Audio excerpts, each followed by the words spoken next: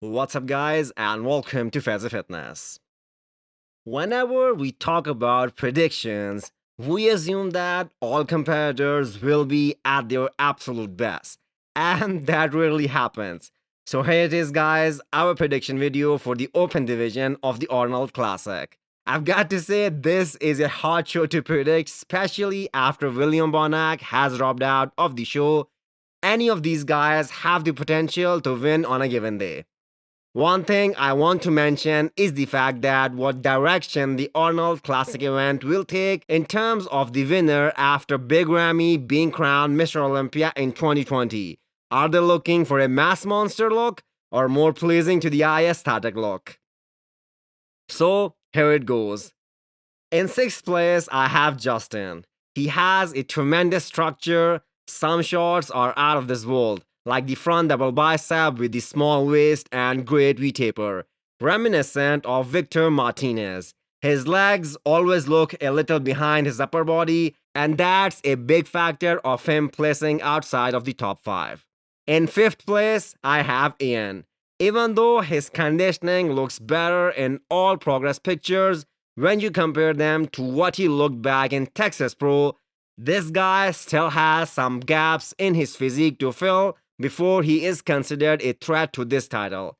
He has great side shots like side tricep and side chest, but his front double is not very pleasing to the eye.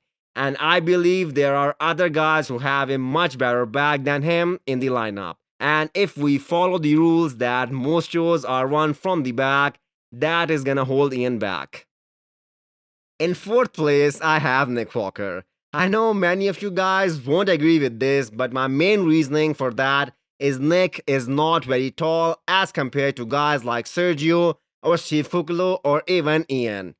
By himself, he looks freaking awesome. Great arms, extremely tight conditioning, one of the best back double biceps in the show, but when he will stand next to some of these more aesthetic guys who are just as big as Nick, his flaws will get exposed.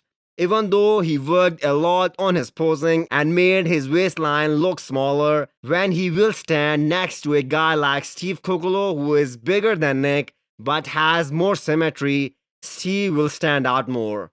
Then again, we are talking on the assumption that everyone shows up at their best. Bodybuilding is judged by who you stand next to, and Nick won the New York Pro against Justin, who placed 10th at the Olympia last year.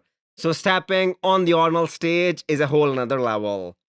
In third place, I have Sergio Oliva Jr. We all analyze Sergio from the pictures taken at his last show at the Arnold Classic 2020. Sergio is one of the biggest guys on stage, weighing around 280 pounds. And add in the fact that he will be the best poser this weekend as well. Sergio has more pressure than anyone, especially after dropping out of Chicago Pro, and this is his last shot to qualify for the Olympia. He teamed up with DJ for training the last couple of weeks, and I see no reason for him not showing up at his career's best. In second place, I have Steve Kuclo.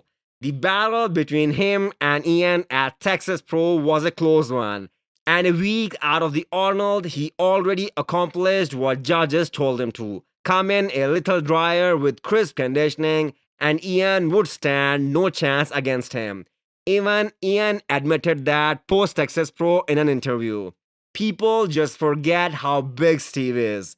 Back in 2020 Arnold Classic, he stood next to Ramy and held his own. I think the size factor will carry Steve to the top. Another guy who has zero margin for error going into the Arnold, as he isn't qualified. Fourth place at the Arnold last year, the highest among any competitor in this year's lineup.